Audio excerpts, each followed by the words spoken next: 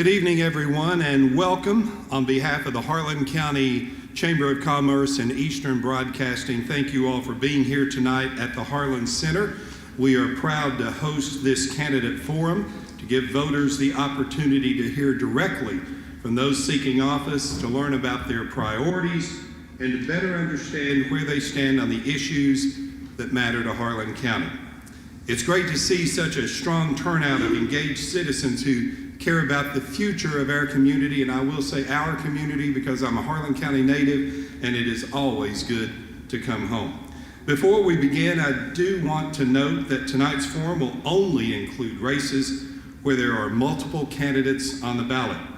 For any offices that are unopposed, those candidates are not participating in the on-stage forum format this evening. However, you can find a full listing of all candidates and offices in your printed program, and we encourage you to take time to review that information. We also want to thank each of our candidates for being here tonight and for their willingness to serve. Before we begin, I'd like to briefly go over the format for tonight to ensure a fair and structured discussion. Each candidate will begin with an opening introduction of up to 2 minutes.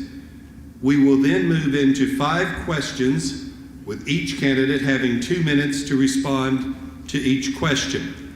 At the conclusion, each candidate will also have 2 minutes for a closing statement.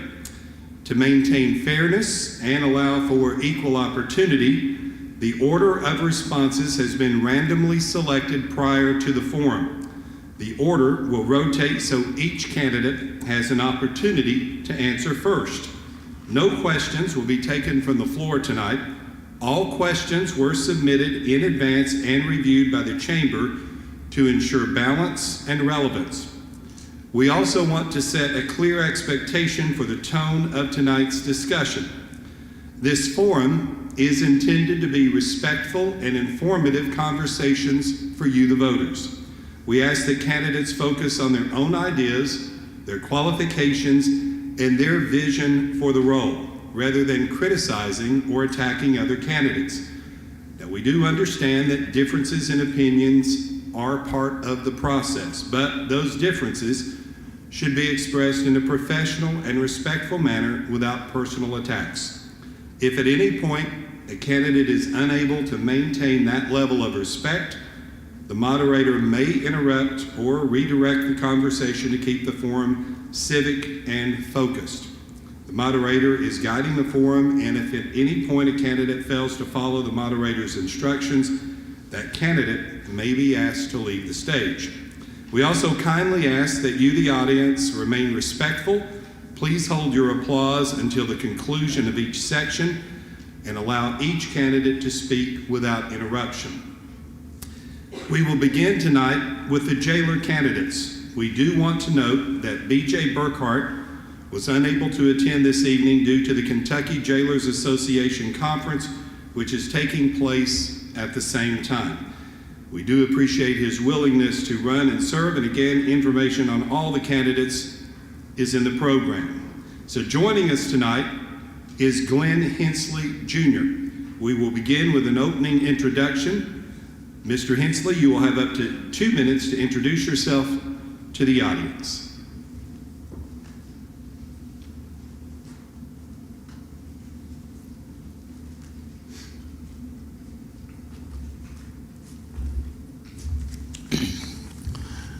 Good evening. My name is Glenn Hensley.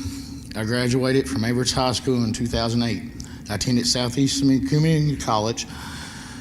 For 36 years, I've called Harlan County home. I'm the son of Tammy and Dwayne Jones, Merle Hensley, the grandson of Tom and Zola Dean, the husband of Tamara for 10 years, and a father to our 2 boys, Grayson and Benson. My life has been built by the hills and by the hard work. I've worked underground in the mines. I've logged miles as a commercial driver. I've been a section foreman underground, and I've owned my own business. I'm at my core a blue-collar worker, but the title carries responsibility to build, to provide, and to leave things better than we found them. I stand before you not as a politician, but as a neighbor who believes that our Shared hard work can and should translate into a better future and for all families. Together we can make the difference. I'm not going to promise you everything you want to hear just to get your vote. I'm an average blue-collar worker who wants real change in Harlan County, and I stand by my word because my word is all I've got. What I'm talking about isn't complicated. It's common sense. It's accountability and transparency. It's getting back to doing things the right way, especially at our detention center, so we can protect the public, respect the people who work there, and to treat inmates like human beings while being held responsible. I'm running for jailer because safety matters. Your safety, the safety of our staff, and the safety of the people in our care. A jail isn't just in a building with locked doors. It's a place where professionalism, fairness, and good judgment must show up every single day. If you trust me with this role, my priorities are simple. First, accountability, clear standards, consistent decisions, and a culture where policies are followed by everyone. We've got to cut costs the smart way, not by cutting corners, but by rebuilding. Thank you, sir. So we'll begin now with the questions. First, what steps would you take to improve safety for both the inmates and the staff? It goes to adequate training. Our guards, we've got to have our guards trained. I mean, just straightforward. There's a lot of other protocols and stuff that we can add to in order to for safety for the inmates. I mean, it don't just take one person. It takes the whole part as a whole to work and put everything in motion. But the training is the big thing right now. Okay, thank you. How would you address staffing and retention at the detention center? There's more that I want to add to this app, but you know, you have to go into state levels and get it. And there's other programs, but the substance abuse program, that's what its app is. It goes hand in foot with another one. It's called, let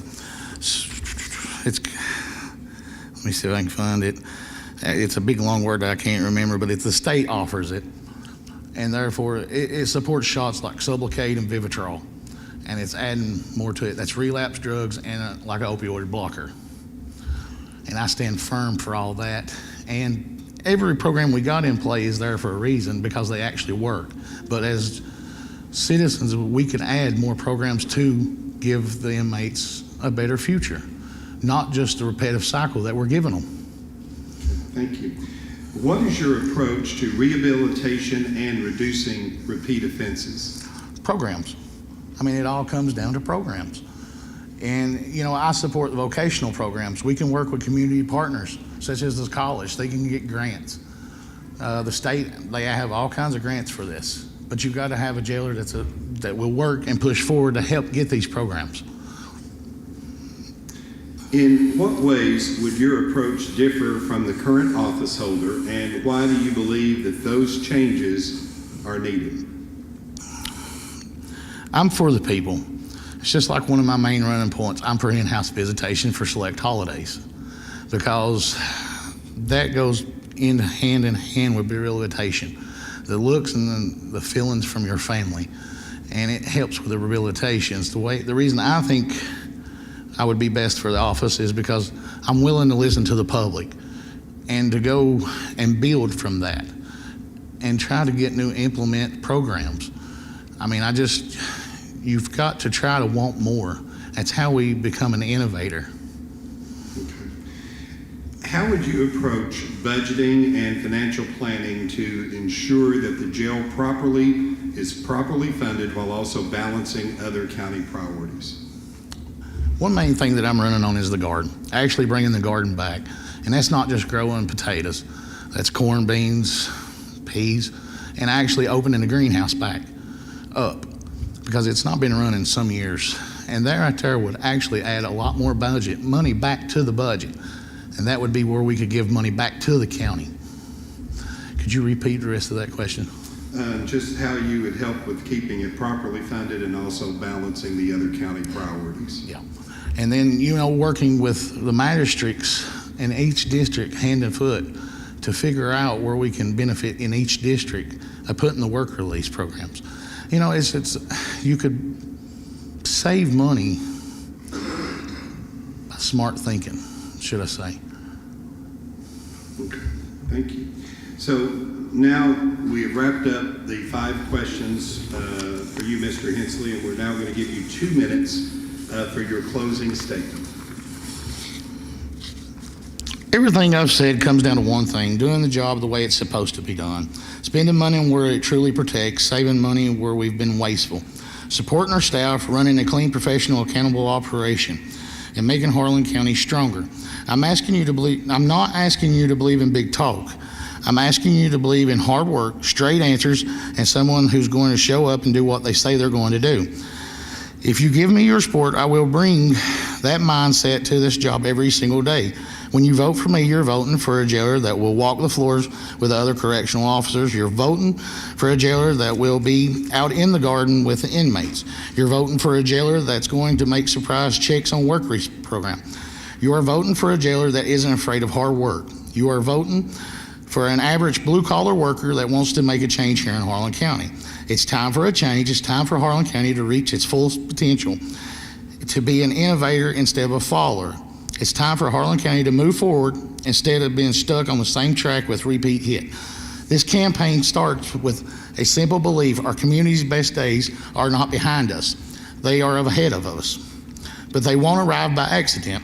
It will take leadership that listens, plans, and delivers, leadership that treats your time and tax dollars with respect, leadership that measures success not by headlines, but by whether life gets better on your streets.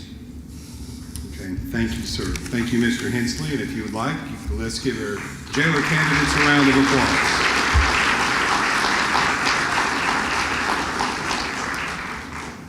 We will now move into the judge executive candidates, and tonight's candidates are Paul Browning III, a Republican; Mitch Alford, a Republican; Robert Kreider, a Republican; Colby Goss, a Republican; Russell Dale Huff, a Democrat; and Christopher Couch, an independent. Now, before we begin, I want to briefly revisit the format for this portion of the forum. Each candidate, again, will have 2 minutes for an opening introduction. We will then move through 5 questions, with each candidate having 2 minutes to respond to each question. Now, the order of responses has been randomly selected, and that order will rotate with each question so that each candidate has an opportunity to go first. And then we will conclude with a 2-minute closing statement from each candidate. We will begin with opening introductions, and again, each candidate will have up to 2 minutes to introduce themselves, and we will begin with Colby Goss.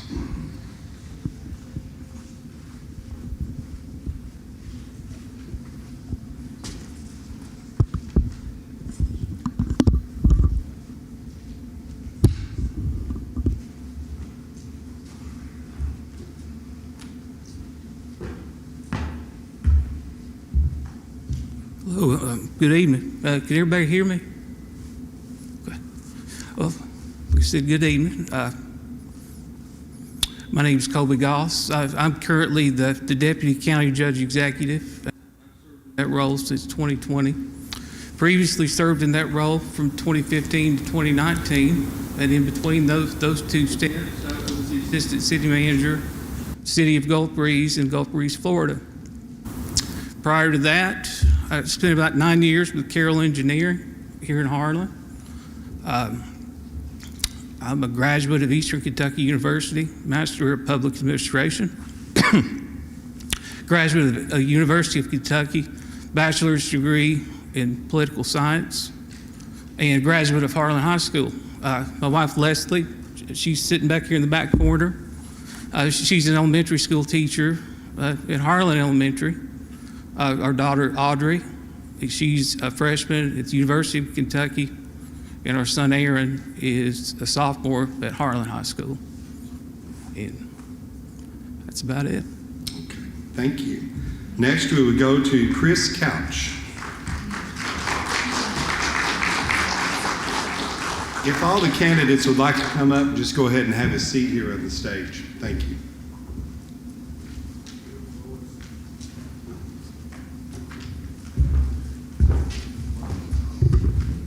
Hello. For those who don't know me, I'm Chris Couch. I'm an independent candidate. I'm not running for a party. I'm running for the people who live and work here.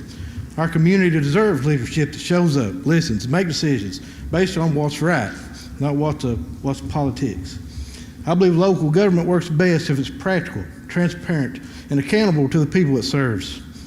As the judge executive, my focus will be to protect the taxpayers' dollars, strengthen essential services, and make decisions that are made in the open with fairness. As being an independent, it means I can work with anyone. I can challenge anyone and stand up for the community every single time. This campaign is not about service or power. It's about solutions, not sides. I'd be honored to earn your vote and trust. I carry a large work ethic. Many years in the coal mines, working several years as underground, and later became the youngest superintendent ever over mines in Kentucky, Virginia, and Tennessee. I earned respect from the men I worked beside of because I believed in leadership meant to roll up your sleeves and do what's best.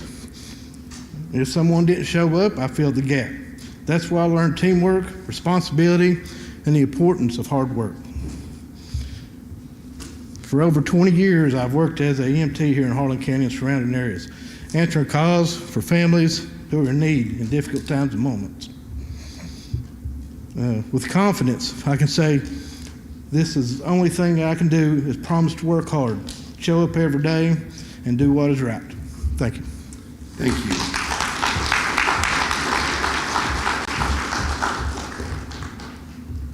Robert Kreider.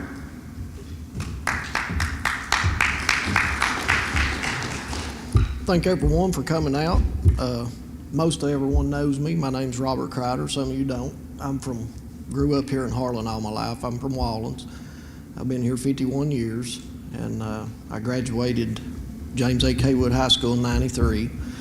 Went to Southeast Community College from '93 through for about 5 years, and got 2 associate degrees at Southeast, and then went to Union and graduated with a bachelor's in education, where me and my wife had met when we went to Union, and she's with me today, Trish Kreider.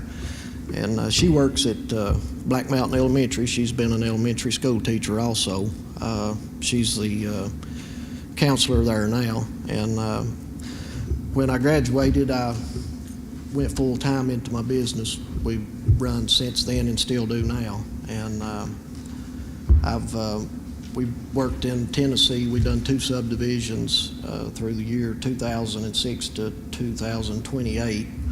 And then I've came back here and done mine reclamation work. I'm certified mine foreman in Kentucky, Virginia, and West Virginia. And that's about it. My daughter, she is in LMU. She's graduating in the spring here in May. And then she's got accepted in the veterinarian program at LMU, and she starts in the fall. And I'm Robert Kreider, and that's about it. Thank you, sir.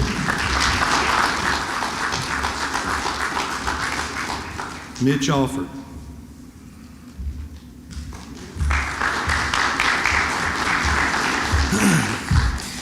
Hello, everybody. Thank you first for coming out tonight. It means a whole lot to have the support of the community and the engagement, being interested in our politics. First and foremost, I believe that we need that involvement. We need the community support to make things work good. I was born and raised here in Harlan. Graduated from James A. Kaywood High School, one of the last graduating classes. From there, I started in the medical field. And while I was in school, I started dispatching for the police department, and that bug kind of got in me, and that's which direction I went, and I enjoyed it. And I've spent my whole career in public service, responding to most of the times people's darkest time, and really being a voice of reason for them, and trying to make a difference. I'm not a politician. This is out of my element, but I'm going to try to speak clear to you tonight. I'm going to try to explain who I am and my views. I want to see Harlan County do good. I've gained a lot of respect from our community and our leaders over the past years, and I've worked my way up through the ranks in the public service industry in law enforcement. And I feel like I've made a difference every day, a little at a time, but it takes the community working together, and that's my stance. And I would really like your consideration for the position of Judge Executive. Thank you all. Thank you. Paul Brown. Hello, everybody. Or as I like to say, ladies and gentlemen, boys and girls, kids of all ages, and some kids from Verda and ages. For those of you that don't know me, my name is Paul Browning. I'm the current District 3 Magistrate, more commonly known as the Tri-City area of Cumberland, Benham, and Lynch. I'd like to thank the Chamber this evening for allowing us the opportunity to speak to so many people in one setting. As I was trying to decide the best way to communicate a reason for you to trust me to lead our county, I quickly realized 2 minutes isn't enough time. To actually discuss every issue, provide a plan and solution would take the entire evening if you know me. So let's talk about what would make a good county judge executive. Let's start with communication. Communication is a two-way street. To be an effective communicator, you first need to be an effective listener. In my nearly 8 years as magistrate, that position has only strengthened my ability to listen as well as communicate. Listening to ideas and issues, working on solutions, and communicating that to the people that can best help in every situation is the primary function in that role. Next, we have connections. Connections are like a bridge. They allow for things like information, ideas, knowledge, and funding to go from where they are to where they need to be. Throughout my life, whether as a small business owner, an employee in several different fields, or while furthering my education, I've made thousands of connections. These connections have helped District 3 make and sustain positive growth during my time as magistrate. And in those 7+ years in that position, I have acquired 400+ very specific county government training hours and have made countless additional county, state, federal connections that are imperative to moving our county forward. And then there's community. And by that, I mean putting our communities at the forefront of every decision being made and every dollar being spent. To move our county forward, we have to move every community forward first. I'm almost out of time. Of the candidates here this evening, I'm the only one that can effectively communicate our needs to the necessary connections that will move our communities and county forward. Thank you.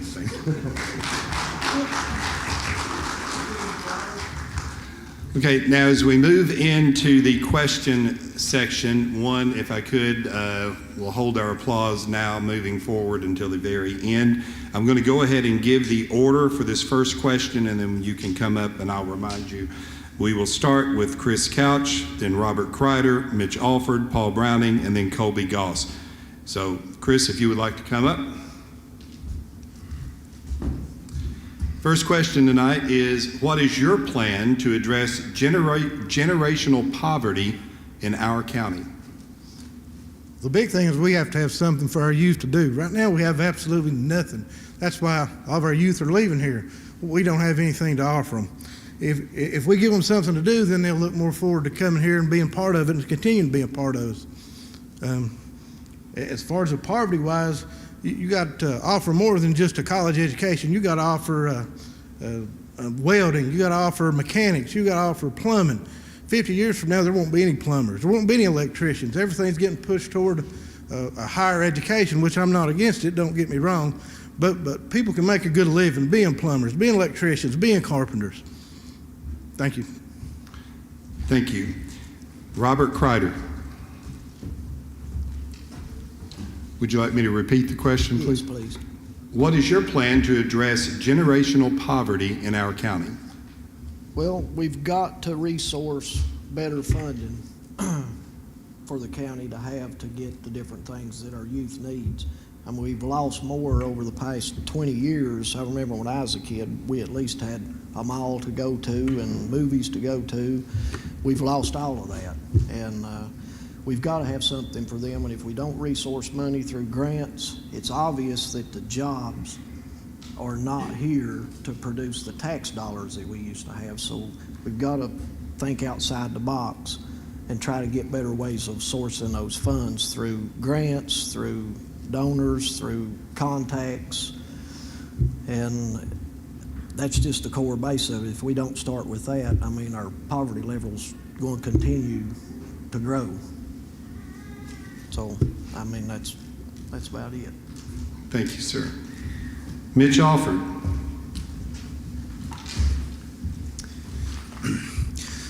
So like the other ones said, and you're probably going to hear it a lot tonight, a big portion of this is investing in our youth and getting our youth involved.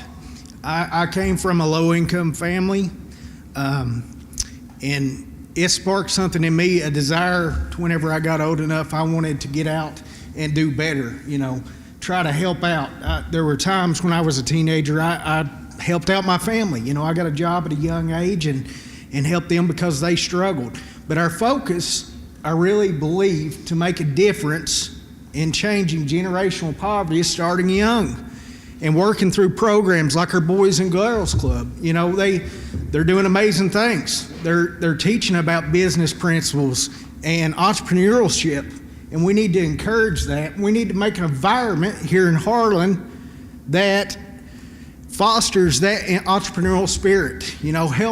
Help these folks out whenever they have an idea to bring it to life, working programs like SOAR and other initiatives to really get them to the point of an idea to a reality. And then we need to focus also on getting some kind of industry in here and not putting all our eggs in one basket. That's been done for years. Our coal mines have been unstable, up and down, and if they come back, that's fantastic. But if they don't, I would really like to see some other industries here. Let's start reaching out, sending 20 to 30 emails a day to manufacturing companies and saying, hey, here's what we have to offer. This is Harlan County. It's beautiful. We have a community that binds together and has carried through generations, through World War I and World War II. If it wasn't for Harlan County, the coal production and the steel production, to be able to push through those wars, it wouldn't happen. And we still have those people here today, and that's the spirit of Harlan. Thank you. Thank you. Paul Browning.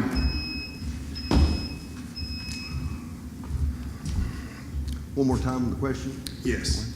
What is your plan to address generational poverty in our county? I think the best way to approach that, first and foremost, is something that we're lacking. That's hope and pride. We have to restore hope and pride into our communities. The best way to do that is with knowledge. Of course, you have to have job creation. And county government really doesn't play a primary role in this area, but definitely a supplemental role and peripheral role in all of these things. Financial literacy, job skills training, entrepreneurship training, life skills training, working with the Boys and Girls Club, as some of the others have mentioned, is a great place to start. But you have to have a long-term approach to this. This is nothing that's going to be fixed in just moments. It's going to take quite a while to turn it around. It's a generational situation. It's going to take a generation or more to turn it around. Working with schools and especially our community college system to implement these programs certainly is a great place to start.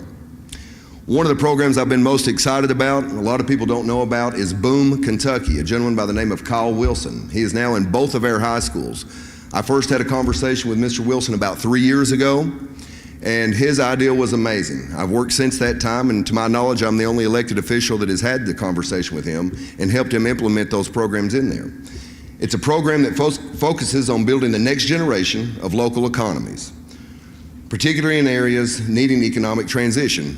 That fit our area perfectly. We need to transition away from what we've had, support it as long as we can, but look ahead to see what we can do. It is an entrepreneurship program inside our high schools. I'm wanting to move it down into the middle schools. That is something from a county government standpoint we can do, and I truly want to do. I appreciate the opportunity to work on this in so many other areas that we are, I guess, light in. Thank you all. Colby Goss. Well, I guess this is the hard part of going last because there have been a lot of good responses there, but just to clarify. So what is your plan to address generational poverty in our for, county? Or for local government? Your plan as county judge executive. It kind of go back to, what some of the other candidates have said. That's a tough one because generational poverty, our federal government's been fighting it since the 60s. And we can argue the success they've had there. But, as local leaders, as county officials, I do think we have an obligation to our youth and to the people in our community to encourage them, create the environment where they can succeed, and hopefully show those examples of success and help where we need. You know, growing up being the husband of a teacher, I've seen personally, you know, the family she's helped and encouraged that nobody knows about, and you know, that's to me that's it's great to see. But as far as a plan for local government, that's a tough one. But that's all. Thank you. For our second question, we will go in this order: Robert Kreider, Mitch Alford, Paul Browning, Colby Goss, and Chris Couch. And we will start with Robert Kreider. How will you address substance abuse in our county, particularly when children are affected? Substance abuse has had to have hit home with at least every family in our county. And you have got to, which they've done an excellent job over the past couple of 5-10 years of getting a lot of the pharmaceutical drugs off the market. And with what's going on with our federal government stopping the drugs coming in from Mexico, that's got to be the number one issue that's got to be resolved, is stopping those drugs from getting here. And you've got to teach the kids in school that they have got to stay away from it. But it goes back to our poverty. When their kids don't have nothing to do and they sit at home with just time on their hands, or their mom and dad don't have a job, most of the kids are from a broken home, the only thing that they've got to relate to is depression, and most of the time that's why they're on the drugs. So we've got to start with the kids and give them some other alternatives to get them out of the home to where that they're not sitting there depressed, and finding and getting they've about got the drug dealers took care of. I think they've done an excellent job. Chris and the Sheriff's Department's come a long ways from where we were years back. But there's still a big issue with the drugs here, and we've got to still offer more resources for treatment. And if we can do that, I think you can wrap your hands around that drug issue, but it's got to start with this poverty level. If we can't offer something better for our kids to do than to sit at home and be depressed because they don't have any money, they don't have a job, there's jobs not here, there's nothing to go do, I think that plays a big role in why that they end up on the drug issue. Thank you. Thank you. Mitch Alford. Would you like me to repeat the question? No, that's okay. So first of all, my background is in law enforcement, and we have seen the lowest times of those that are suffering from addiction. And we've also seen the kids that have been right there whenever their parents are addicted, and they're the ones suffering. So it's a very important topic for me.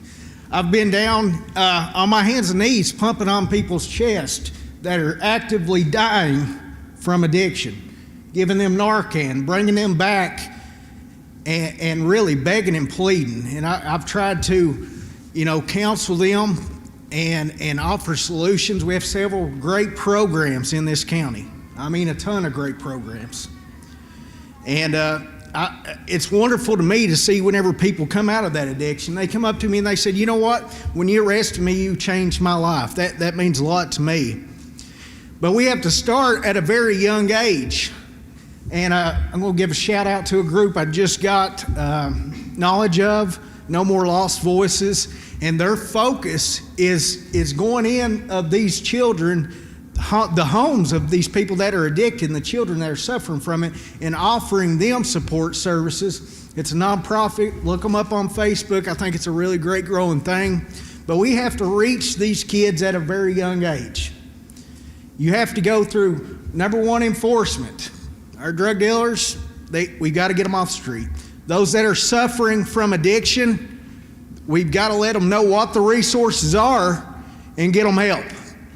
A lot of times that help, it's hard for them to accept. It really is.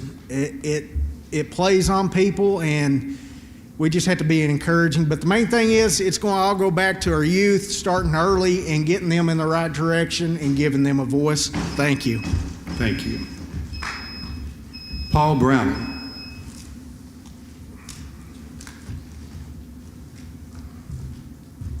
If you don't mind to repeat the question, Neil. Yes. How will you address substance abuse in our county, particularly when children are affected? I will say this, substance abuse is something that, as my time as magistrate, if I give a shout out to anything with our current County Judge Executive, Dan Mosley, he has certainly done a tremendous job on that. He has had a focus on it, and therefore everyone on the court has really had a focus on how we can help and how we can do that. Although it's not, again, a direct function of county government, we have really tried to focus on how we can help. We do support a DARE officer currently in the school system. We support a Casey's Law advocate that we pay for that is inside the courthouse. And I certainly support our Sheriff's Department and the other police agencies around here and their efforts in combating the drug issue. But like most of them said, we do have to start young. How does it affect our youth? By supporting Boys and Girls Clubs, other programs like that, and getting that knowledge into the heads of younger people, that is really how you're going to start this change in the addiction process. But something that I've been focusing on lately and have had a lot of conversations about, the best way to address the addiction issue is to get in front of it, what I call in front of the fangs. If a snake bites you, you've got the venom in you, you've got the addiction. How can we get in front of those fangs? A lot of times addiction starts, unfortunately, due to trauma in your life, sexual abuse, other issues that cause you to want to close off or want to open up into other avenues or other areas.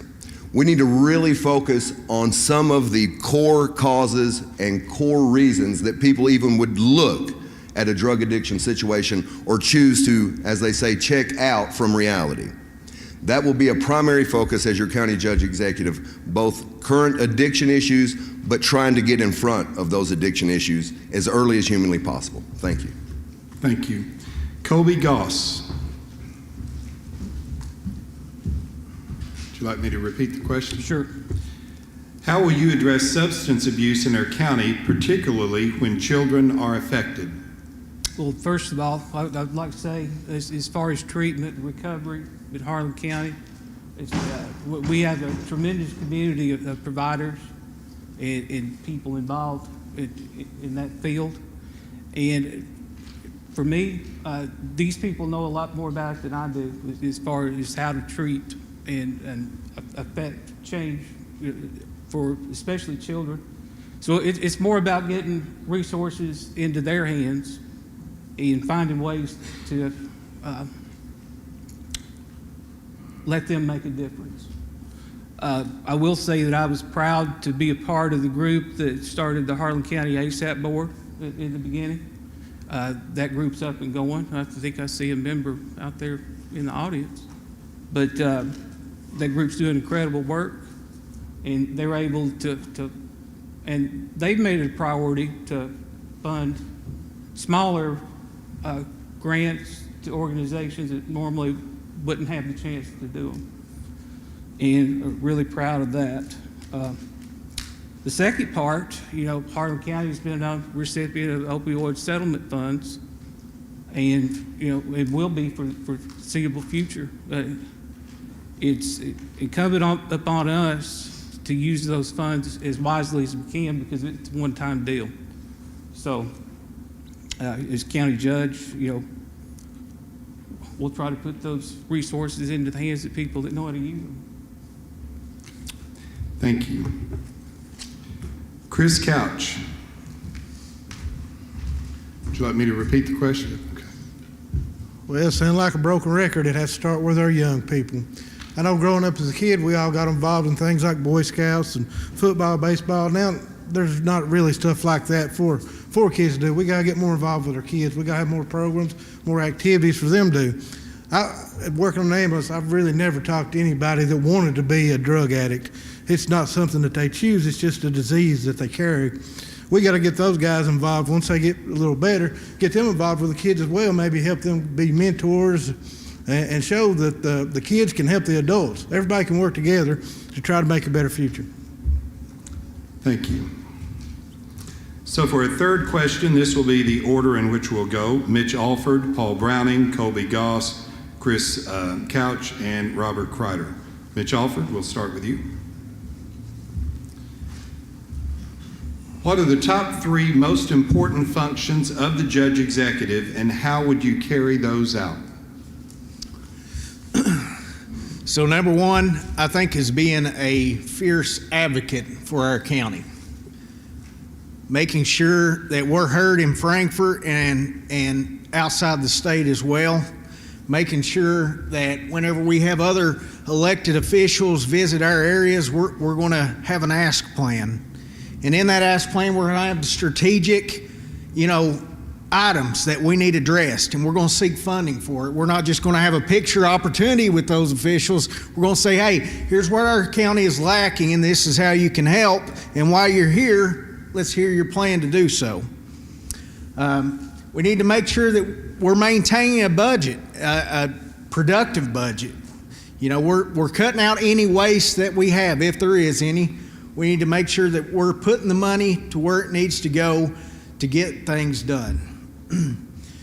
Number 3 is working with all of our assets in the county to make sure that we're functioning properly. Working with all of our other elected officials in the county. And that's the biggest thing that I've realized is a lot of times folks have trouble with communicating with each other, even in our county government. And I think we need to work on that better, and we need to be a better voice for our community and have transparency. Make sure that we encourage community involvement and make you feel like you're bought into the program, because if we come together, we can get a lot more done. It ain't just about me, it's about us, right? We're all in this community together. We all want to see it do good. You're going to hear it all over and over, and you already have. It's about our youth, and it's about doing better, And if you've been out in the communities talking like I have, I'm sure the same issues have come up. Our children, our jobs, and our water issue. That's what keeps coming up. Thank you. Paul Browning.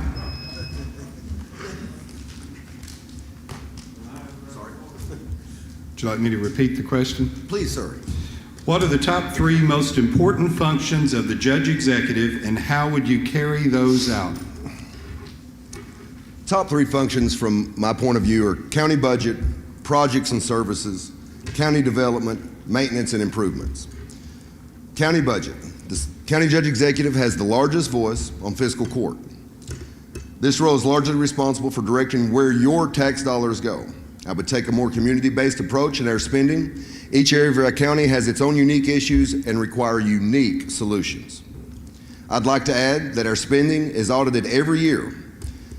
And I'm proud to say that we have had clean audits every year that I've been on fiscal court. Those systems of checks and balances would certainly remain. Projects and services. County Judge Executive takes lead and manages projects such as the Sunshine Volunteer Fire Department, addition of the gym at the Boys and Girls Club, and attractions like Portal 31. Services including the road department, solid waste and recycling, animal shelter, and emergency management. By and large, those departments have run smoothly, but there are always areas that can be improved with new knowledge and a fresh approach. Development, maintenance, and improvements across county properties. The County Judge Executive is responsible for guiding economic development across many sectors, maintaining county roads, buildings, and other properties, and improving services in county-owned public spaces like parks and trails. As your County Judge Executive, I would continually seek funding through state and federal grants and concentrate on job creation. Maintaining and improving what we have, along with economic growth, would certainly be my number 1 priority. Thank you. Thank you. Colby Goss. Would you like me to repeat the question? No, I've got it. Thank you. Number 1, propose and pass a county budget. It's one thing to propose a budget to get buy-in from fiscal court members. That's another thing. So I think number 1, that's the most important thing you got to do. Number two, in my opinion, that this will make you or break you as a county judge, administer that budget. You know, within that budget, there's a lot of things that can happen in a year. Efficiently administering that budget is crucial. And the third, I would say, and this is kind of all inclusive, but be an agent of positive change. Along with that, it can be your workforce. It can be a change in administrative code. It can be through economic development policies. It's an all-inclusive term, but be an agent of positive change. You know, leave it better than you found it. That's it. Okay, thank you. Chris Couch. Would you like me to repeat the question? No, I'm good. I can sum it up in one word: transparency. If you elect me and I choose to spend your money, you're going to know why. We're going to have a meeting, come together, and discuss the reason why. You may have a better idea than I do. You may have a better idea than any of these guys.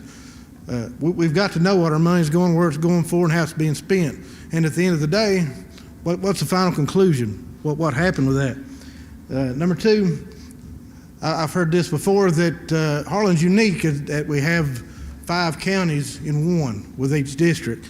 I wish that we had a way every magistrate had their own office in their district. Every magistrate run their district as they need fit, and if they seek advice or need something from the judge or whoever, then that's available. The last thing, once again, we got to get back to the youth. We got to make sure our playgrounds, our parks, our lakes, we got to give them something to do. We got to give them a chance and a hope and a reason to stay here and be part of this community. Thanks. Thank you. Robert Kreider. Would you like me to repeat the question? No, I'm good. I think number one would be to be a lead advocate out for leadership to bring back whatever we need in this county, whether it be funding, whether it be contacts, whether it be getting resources for whatever else we need. We've got to, the county judge executive has got to head the leadership. And the second thing is the budget. Obviously, we have got to lead and work with the magistrates and everyone that's involved in making sure that the funds that we do have make it through the year, and we've got funds that's put back for disasters or whatever that we've got access to, instead of wondering where we're going to find it if it happens. And then we have all got to work together with all the different departments throughout the county. The fire department, the rescue squad, the EMS, obviously the magistrates, our county road department, the animal shelter. There's a lot of different things. Portal 31 and Benham and Lynch. I mean, this is a big county and there's a lot of operating parts.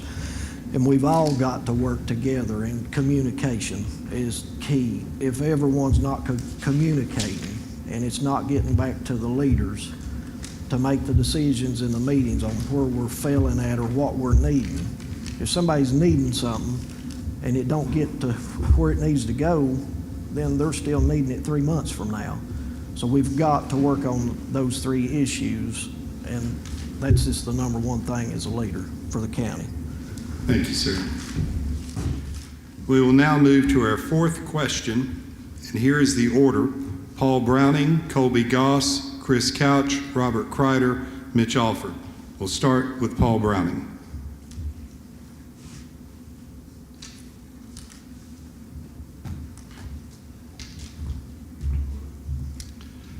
In what ways would you approach differently from the current office holder, and why do you believe those changes are needed?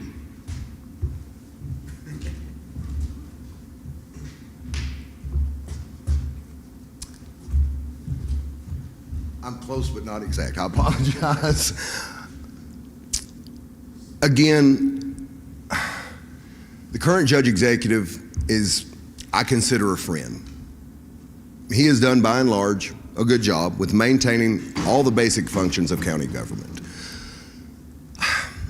some of the things that would differ from us, I guess he takes an overall approach to the county. He looks at larger projects. I really want to take a community-based approach, go area by area, and really see how we can improve each one of those areas. We can't move the county forward as a whole unless we move each community forward. That's the only way it's going to happen. I would like to focus more on funding particular projects throughout the county. I feel like that we've done an okay job, but I feel like we've also left money on the table, so to speak, with different grants. We've started being more proactive in that situation, but not active enough. And you may say, well, Paul, you've been a magistrate for 7 years. What input do you have? And we do, as a fiscal court, we do have input collectively. It is fiscal court. It is dealing with the monies, and it is dealing with the different areas like that. But the county judge executive has the sole voice at the end of the day. He is the person making the connections, making the phone calls, signing the grant forms. He determines where and what we're seeking and where and what it goes. I just want to take a different approach, not a centralized approach, but a community approach where we're looking at every area because it is unique, and involve the magistrates more in their direction on what they like to see in their districts. Have community meetings where you're able to express what you want and what you don't want, just as importantly, in your community. Thank you. Thank you. Colby Goss. Would you like me to repeat the question? Sure. In what ways would your approach be different from the current office holder, and why do you believe those changes are needed? Well, having been a part of that office for the last 10 years, that's kind of a hard spot to put me in. But, you know, the current judge and I, we on most things, we kind of have the same ideas, the same approaches. For me personally, I'm more of a listener, and I enjoy problem solving. I think that would be the two biggest differences, you know, my strengths from where we're at now. I've written countless grant proposals, a lot of them successful. We brought a lot of money into this county. We're going to, if elected, we'll continue to seek those funds. We'll be a little more targeted in the areas that we do seek them. But as far as difference, there are some, but there won't be that many. Thank you. Chris Couch. Would you like me to repeat the question? Goes back to that word again, transparency. If we're going to spend your money, if we're going to do a big project, you need to be involved. We need to have community meetings. We all need to get together and sit and work things out. Even the smallest person sometimes has the biggest voice. And we need to be more open about where the money's going, what we're doing, what we plan on doing, and what we want the outcome to be. Another thing is if it ain't making money, it's for sale. We can't keep funneling money into things that are just breaking us. We have to stop somewhere. There's some things I understand, like the water situation. You're going to have to eat that one. We got to provide people water. But other things that are just costing us money, it's got to end. It's for sale. Thank you. Thank you. Mitch Alford. I'm sorry, Robert Crider. My apologies. Got ahead of myself. Would you like me to repeat the question? Yeah, please. In what ways would your approach be different from the current office holder, and why do you believe those changes are needed? I think the office, I think Dan and them, they've done a good job, and everybody has different ideals and different ways of way they think that leadership should play a role in things. But on the other hand, I think a lot of things, I mean, I would have looked at them and tried to handle them different. And one of our biggest, and I'm going to bring it up because our water issue has got to be dealt with in this county as a whole, and we're suffering in the 5th District bad. Those lines were put in when I was in grade school in Wallens. And there's not been, and that was, I remember walking home in that 87, 88 when they were putting those lines in. and there's not been any new restructuring to those systems at all in that area since then. And when you pass 20 years on the water system, you're already starting to look for, you're just asking for trouble. And we've got to start doing more. Well, first, I mean, there's no preventive maintenance. We're past that point. We've got to resource money and find it somewhere, and even if we've got to use some of the county's budget money for our infrastructure and those water lines and those valves and those hydrants plays a crucial role. And even it falls all the way back to the fire departments. If they need a fire hydrant and somebody's house is on fire and they go to it and the valve's broke because it's not been properly maintained or replaced, then people pays higher on their fire insurance. And then even back to our fire and EMS, our ambulance service. We've got one ambulance service working in the county. When we have multiple accidents, we don't even have an ambulance available for transport. If somebody needs transported, if the weather's not good, the helicopters can't fly, so they got to sit there and wait. We've got to work and figure out another way also to get money in here and funding and work together. Mitch Alford.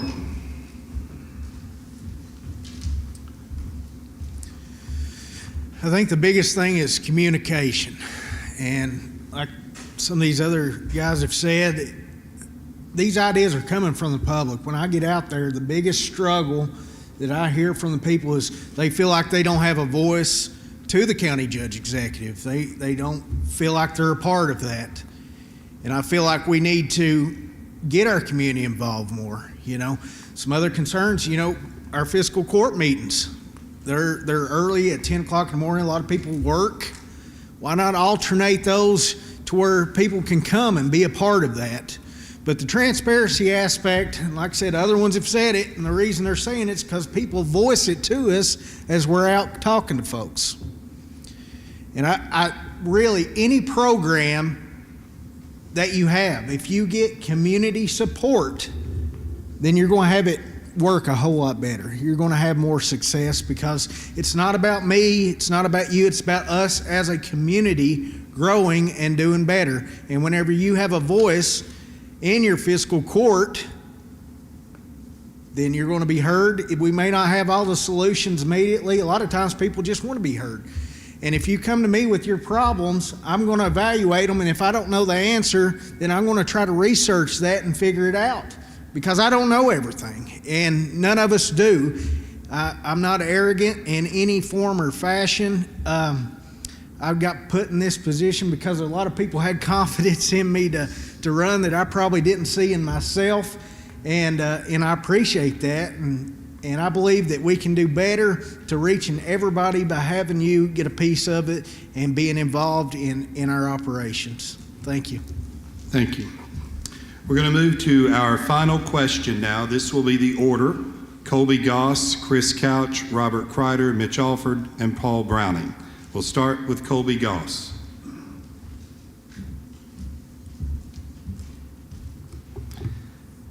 As County Judge Executive, would you commit to maintaining the current property tax rate, or would you consider increasing it, and why? I would not consider increasing the tax rate at all. You know, in fact, I would like to look at our tax structure. Who's to say that the way we have is the best? You know, currently, you know, county government raises its taxes through property taxes. I mean, its revenues through property taxes. Local governments have three primary ways to raise those revenues. One of which is property tax. The other one is insurance premium tax, and the other one is local income tax. Fortunately, at this time, we don't have the local income tax like some of our surrounding counties or surrounding cities. But, you know, the insurance premium tax could be on the table. I'm not to say that I would advocate for that, but I would certainly research that possibility and bring it to the court. So as far as raising taxes, I'm not for that. You know, I'm physically conservative, and I think we can do the job within the means that we have. I'm confident of that. Thank you. Chris Couch. Would you like me to repeat the question? The biggest thing, if we can manage our budget, we don't need to increase taxes. If we're just wasting it, there's no need in it. There's other ways we can go get money, such as co-severance tax. A big part of our co-severance tax goes to Lexington, Louisville, places like that. To the best of my knowledge, I don't think they've ever mined the first ton of coal. We need to get out there and advocate for that and say, listen, this is our money. Our people work for it. We deserve it. There's other ways of coming up with money besides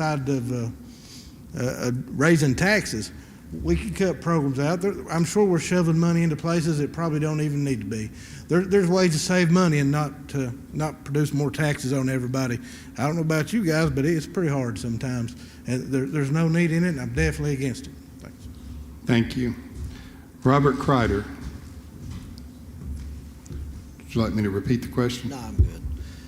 I'm with everybody else. I'm definitely against raising taxes. They've held the budget, and I think it's always passed, and we've managed with what funds we've had. I know our coal severance money, everybody thinks that we get a lot of that, but it's dwindled away to just about nothing. But we've got to find some other revenues to replace some of that lost coal severance tax. And I have contacts and ideas, which I won't bring them to the table right now, that could help replace some of the coal severance tax money that we've got. And we've got to look into what's happening now in the future with the way computers and data centers and electronics and stuff runs the internet. There's a lot of other ways, and we've got the resources and the power right here at home to help get some other tax money without raising taxes on people that don't have the money to pay them here at home, because people at home just don't have the extra money to pay taxes. It's especially on a fixed income. So I'm definitely against the tax raising. We can figure that out and make it work. It's always worked before. Thank you, sir. Mitch Alford.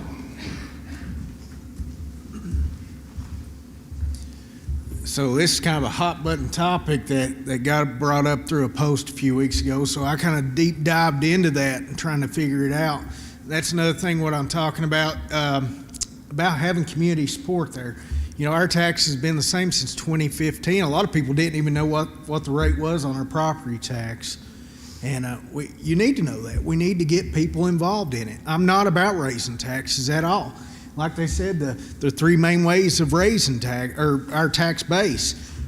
Do you want the working class people to have the burden on taking that tax up if you put the occupational tax in place? Our insurance is already pretty high, you know.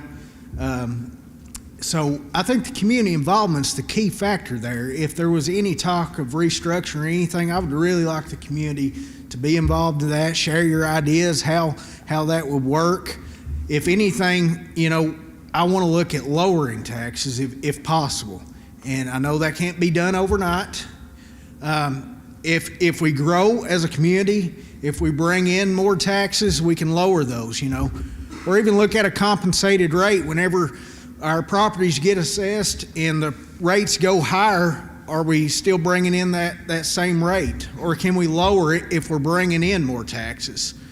But I think community involvement, again, having a say is the key component there. Thank you. Thank you. Paul Browning. I don't want to break the streak. Just go ahead and ask the question one more time. Okay. As County Judge Executive, would you commit to maintaining the current property tax rate, or would you consider increasing it, and why? I guess first and foremost, I've been involved in 7 budgets as your magistrate. So as magistrate, I have voted 7 times to not increase the property tax rate. You have 3 ways of bringing revenue into a county: property tax, insurance premium tax, and occupational tax. That's it. The insurance premium tax we looked at already. We discussed that pretty thoroughly about 3 years ago. The cities have the ability to hijack the insurance premium tax and hijack the occupational tax. So those are areas that would only help cities as much as counties. So the main avenue of travel that we have for revenue is property tax. It would be my hope, honestly, to lower the tax as we go forward. That can happen as we improve our county and subsequently increase property value. So instead of increasing your tax, I would increase the worth of your property. As that is raised, then we can look at the revenue stream coming in and see if we can actually lower the rate. Now, it may be a net gain for the county, but we're doing okay. We really are. We can improve the value of your property pretty simply. Removal of blighted and abandoned properties that are surrounding your property, cleaning up our neighborhoods, and adding amenities into our communities that make those areas more welcoming and more attractive. Playgrounds, walking trails, other things like that. Those are the areas and things that people are looking for when they're looking at us from an outside view. They want a nice, clean neighborhood. They want those things, and they don't mind paying for that. Ideally, lower the taxes as we increase value. Thank you. Thank you. We will now move into the closing statements for the Judge Executive's race. Our candidates will have 2 minutes to make their closing remarks each. We will continue with the rotation of the candidates, which will be in this order: Chris Couch, Robert Kreider, Mitch Alford, Paul Browning, and Colby Goss. Chris. Appreciate you guys' time. I come to you as an independent candidate. I don't believe in much either side does right now. So that was the only way. I know they say it's straddling the fence, but it is what it is. I just can't go along with either side. I don't come with you with diplomas on the walls. I got 2 little associate's degrees. I don't come with you with years and years of political background. I'm not a politician. I just want to see this place do better. Thanks. Thank you. Robert Kreider. I want to thank everyone again for coming out this evening to listen to us and hear everybody's ideals. And all the candidates are great guys, and they've all got great ideals. And the best that I can do is everybody that knows me is I can just be me and be the person that people knows that I am, and I'm honest, and I've always been a hard-working person, and they know when I put my mind to something, I'll do it for the community. And that's why I'm standing here today, is for this community in this county, because I've lived here and I've worked out of town and out of state almost all of my life, but yet you still see me standing here in Harlan. And I appreciate y'all's consideration on election day, and I appreciate you for coming out. Thanks. Thank you. Mitch Alford. I'll reiterate that. Thank you for coming out. Thank you for listening to me. Hopefully, I've said something tonight that's been of substance and been productive. I'm not a politician, so this is different from me. I hope I've talked well for you.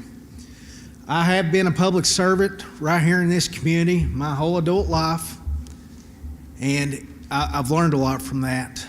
And it's taught me about our people, on all different areas of life, those who are very wealthy and those who struggle to get by. And I've been called to both, and I've tried to research and come up with solutions that work both for each other. I've had the confidence of several of you, of our leaders, and they've spoke that to me, and it's been a blessing stepping into this arena in the politics. It's different, but it has been a blessing, and I appreciate those who got me started in this journey, who encouraged me, who seen something in myself that I may have not have seen. And all I want to do is see good for our community. I want to see, if I get elected, I want somebody to come up and say, you know what, we're proud of what you've done. You've improved our lives in some way. That would be the ultimate goal, because it's about public service, not self-service, and that's how I would lead. And I really would appreciate your consideration. If you haven't made your mind up, my door would always be open to you, and I would do my best to make you proud of Harlan County. Thank you. Thank you. Paul Browning.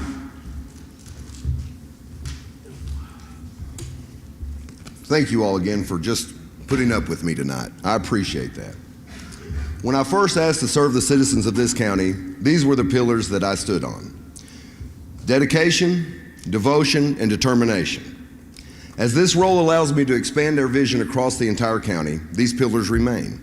I add to those communication, connections, and community. As your judge executive, the basic needs of every citizen will always be a priority. But for just a moment, imagine with me the many wonderful things that our county and communities deserve. Parks and recreational areas that are as nice as any you've seen. Gathering places that will restore a sense of community and pride. The removal of blighted and abandoned properties that return beauty to every neighborhood. Addressing the challenges that so many of our citizens face that are on the spectrum. Seeking out employers that provide good paying jobs that result in a better quality of life. Everything that you just imagined can be a reality. It takes dedication, devotion, determination, coupled with communication, connections, and community to make that happen. I hope tonight that you realize just how important the job of county judge executive it is. I hope that you realize the difference between some who think they can do the job as opposed to someone who has the experience, ability, planning, and vision to do the job and do it better than it's ever been done. I hope that as you go to vote, that you choose the candidate that has been accountable to you, the citizens of this county for 7+ years, that has a proven track record of action and is best suited to lead every area of our county forward.